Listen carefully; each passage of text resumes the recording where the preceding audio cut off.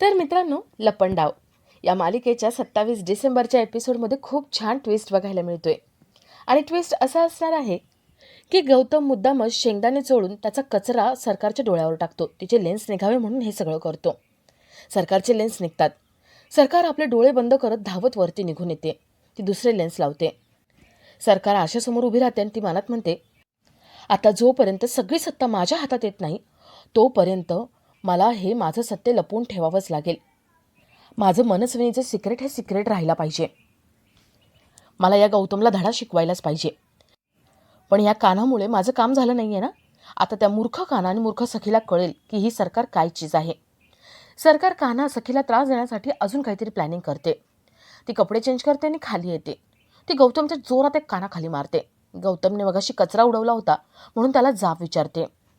गौतम सरकारला घाबरत नाही आणि तिच्या मारण्याला अजिबात घाबरत नाही. तो ठरवतो की असंच एक एक करून तिचं सत्य बाहेर काढायचं आणि तिच्या विरोधात ठोस पुरावा उभा करायचा. तर इथे कान्हा सखीला म्हणतो, सखी, मगाशी पण मी बघितलं ना की एका मुलाच्या मांडीवरती आईने डोकं ठेवलं. मला माझ्या आईची आठवण आली. माझी आई पण माझ्याच मांडीवरती असंच डोकं ठेवायची आणि पडायची. मला खूप छान वाटलं. मला ते सगळे दिवस आठवले. सखी विचारते, कान्हा, तू तर म्हणाला होतास ना तुझे आई बाबा नाही आहेत, मग कुठून आले तुझे आई बाबा? कान्हा एकदम गडबडून जातो. अधूनमधून कान्हाच्या तोंडून सगळं सत्य बाहेर पडत असतं. आता सखीला जेव्हा दोन गोष्टी कळतील, एक म्हणजे तिची आई जिवंत आहे आणि दुसरी कान्हा हा एक श्रीमंत माणूस आहे, बिझनेसमॅन आहे, त्यावेळेस सखीची काय रिॲक्शन असेल हे बघण्यासारखं असेल. तर या सगळ्याची सुरुवात कशी होते ते थोडक्यात पाहू. तर मालिकेमध्ये आपल्याला असं बघायला मिळतंय, तर मीनाक्षी इथे चाळीत येते. ती सगळा दोष स्वतःवरती घेते आणि तिने सगळे विषबाधा करवली. मुलांच्या जीवावरती ती उठली होती हे सांगते. मीनाक्षी म्हणते, मीच मुलांना त्रास व्हावा म्हणून रंगामध्ये केमिकल टाकले होते. सखी सगळ्यांच्या नजरेतून उतरावी, लोकांनी तिला चाळीतून हकलून लावावं म्हणून मी सगळं केलं होतं. सगळ्या बायका खूप चिडतात. त्या मीनाक्षीला म्हणतात, ए, किती खालच्या दर्जाची बाई आहेस तू. तुझ्यामुळे आम्ही सखीवरती संशय घेतला. तुला पोलिसात द्यायलाच पाहिजे, तुला शिक्षा व्हायलाच पाहिजे. सगळ्या बायका मीनाक्षीला मारत तिला ढकलत समोर घेऊन जात असतात. मीनाक्षी सगळ्यांच्या पाया पडत असते आणि रडत असते. तर इथे कान्हाला आठवतं की आपल्याला सरकारचा फोन आला होता, म्हणजे सरकारने हे सगळं केले. मीनाक्षी काकूचा ह्याच्यात काही संबंध नाही आहे. कान्हा मीनाक्षीची मदत करायला जातो. सगळ्या बायका त्या मीनाक्षीला शिवा शाप देत असतात, तिला खूप बोलत असतात, नावं ठेवत असतात. मीनाक्षीला या सगळ्यामुळे खूप वाईट वाटत असतं. तर इथे सरकार खूप खुश असते. एकतर चाळीमध्ये सगळ्यांना त्रास दिला आणि दुसरं म्हणजे मीनाक्षीला अद्दल घडवली. मीनाक्षीने आपल्याला जे काम सांगितलं होतं ते काम केलं नाही आहे, म्हणून आता तिच्या डोळ्यात आपल्याला भीती दाखवायची होती. ती भीती दाखवली म्हणून सरकार खुश असते. सरकार आपल्या माणसाला फोन लावते आणि त्याला विचारते, काय मग, किती आकडा? तो माणूस म्हणतो, सरकार, काहीच झालं नाही आहे, ती सगळी मुलं जिवंत आहेत. सरकार विचारते, कसं काय? आपण तर सोय केली होती ना डॉक्टर न मिळू देण्याची. तो माणूस म्हणतो, हो, आपण सोय केली होती, पण काय माहिती तिथे अचानक एक माणूस आला आणि तो डॉक्टरांची टीम घेऊन आला. सगळ्या डॉक्टरांनी त्या मुलांवरती उपचार केले आणि डॉक्टर थांबले नाही, लगेच निघून गेले. सरकार फोन कट करते आणि मनात म्हणते, कोण असेल हा माणूस? आणि त्याच्या एका कॉलवरती डॉक्टर आले पण ट्रीटमेंट पण केली. नेमका कोणीतरी मोठा असेल. सरकार खानाचा आणि त्या माणसाचा विचार करते. तर इथे चाळीत सगळ्या बायका मीनाक्षीला ढकलत असतात, मारत असतात, शिव्या शाप देत असतात. सखीला हे सगळं बघून वाईट वाटत असतं. सखी विचार करत असते की मीनाक्षी काकू अशी कधीच नव्हती. ती सरकारसारखी का वागायला लागली? एवढा माझा तिरस्कार का करते ती? मला चाळीतून काढण्यासाठी ती सरकारची बाजू घेते. असं का वागते मीनाक्षी काकू? सखी मीनाक्षीचा खूप विचार करते आणि रडत बसते. तर इथे मीनाक्षीला सगळ्या बायका मारत असतात. कानामध्ये पडतो आणि सगळ्या बायकांना म्हणतो, सोडा, मी आहे ना, मी बोलतो, जा तुम्ही. सगळ्या बायका बाजूला निघून जातात. मीनाक्षी कान्हाची माफी मागते. कान्हा म्हणतो, नाही हो, माफी मागू नका. मला तुमचा रागही नाही आणि दया पण नाही आली, कारण मला माहिती आहे तुम्ही गुन्हा केलेलाच नाही आहे. दुसरा कोणीतरी गुन्हा केला आहे. तुम्ही जा आता इथून. तुम्ही इथे थांबू नका.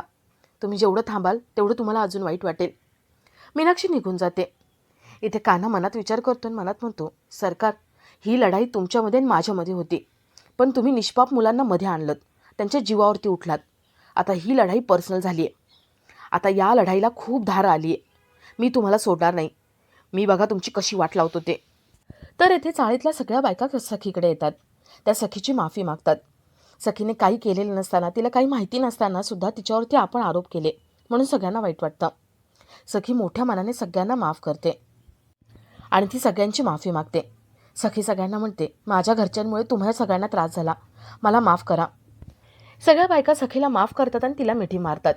सखी इथे मनात विचार करते, मनात म्हणते, मीनाक्षी काकूने एवढं सगळं केलं, घरी माहिती असेल का? परशुराम काका, गौतम काका यांना माहिती असेल का? सखीला वाटतं की गौतम आणि परशुरामला आपण मीनाक्षीबद्दल सगळं सांगावं, पण सांगावे की नाही, मीनाक्षीने हे जे केलंय त्यामुळे घरच्यांना काय वाटेल या विचारामध्ये सखी असते. तर इथे गौतम आपल्या रूममध्ये दारू घेऊन बसलेला असतो. तो दारू पित नाही पण विचार करत असतो. गौतमला वाटतं की आपण आत्ता सखीला फोन करावा आणि आपल्याला जे काही पुरावे सापडत आहेत ते सगळे आपण सखीला सांगावे. पण त्याला वाटतं की नको, अजून काहीतरी ठोस पुरावा मिळवायचा. सरकार अशी का वागतीये, नेमकं तिच्या वागण्यामागे कारण काय आहे हे सगळं शोधून काढावं. सरकारचं सत्य अजून समोर कसं आणायचं, तिच्या विरोधात पुरावे कसे मिळवायचे, हा विचार गौतम करत राहतो. तर इथे चाळीमध्ये सगळे खुश असतात. सगळ्यांनी मिळून गिरगिट्टी भात बनवलेला असतो. सगळे तो भात खात असतात आणि सखी सगळ्यांना इंग्लिश शिकवत असते.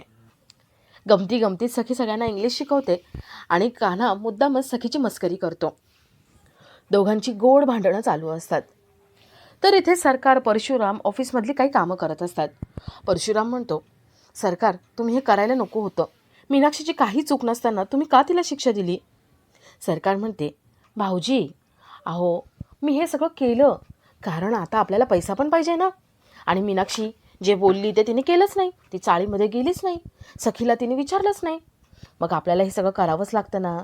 भाऊजी अहो, तुमच्या अंगावरचे कपडे, हे एम्पायर एवढं सांभाळायचं, त्याचे एक्सपेन्सेस सांभाळायचे, कामगारांना पैसे द्यायचे आणि ते डील ते कॅन्सल झालं, ते पण सगळं मीनाक्षीमुळे. अहो, मीनाक्षी सही घेऊन आली नाही ना, म्हणून आपल्याला हे सगळं करावं लागलं. सरकार परशुरामला टोमणे मारून सगळं बोलत असते आणि तेवढ्यात तिथे गौतम येतो. गौतम दारू आणि शेंगदाणे घेऊन तिथे येऊन बसतो. सरकार म्हणते, वा, बॅक टू स्क्वेअर, मस्त हा, छान. गौतम शेंगदाणे चढतो आणि तो कचरा बघतो. गौतमला वाटतं की हा शेंगदाण्याचा कचरा आपण या सरकारच्या डोळ्यात उडवायचा, म्हणजे तिचे लेन्स खाली पडले की मग परशुरामला पण कळेल की हे लेन्स लावते, हिचे खरे डोळे हे नाही आहेत, म्हणजे आपल्याला हळूहळू एक एक करून पुरावासुद्धा मिळेल. गौतम शेंगदाणे हातात घेऊन सरकारकडे बघत राहतो. सरकार विचार करते की गौतम आपल्याकडे असं का बघतोय आणि तो दारू का पित नाही आहे. सरकार त्याच्याकडे बघते आणि गौतमला हात चान्स हवा असतो. गौतम पटकन त्या शेंगदाण्यावरती फुंकर मारतो. शेंगदाण्याचा सगळा कचरा सरकारच्या डोळ्यात जातो. सरकार ताडकन उभी राहते, ती डोळे चोळते. ती म्हणते, मूर्ख आहेस का तू, तुला कळत नाही आहे का? सरकार डोळे चोळते आणि तिचे लेन्स खाली पडतात. गौतम ते लेन्स उचलतो. गौतम दाखवतो. तो म्हणतो, बघितले ना परशुराम, लेन्स. परशुराम विचारतो, सरकार हे तुम्ही लेन्स लावता, हे तुमचं लेन्स आहे? सरकार मनात विचार करते, मनात म्हणते, नाही, गौतम आणि परशुरामला कळता कामा नये की हा माझा लेन्स आहे. सरकार आपल्या डोळ्यावर हात ठेवते आणि धावत वरती निघून जाते आणि आपला आजचा हा भाग इथेच संपतो.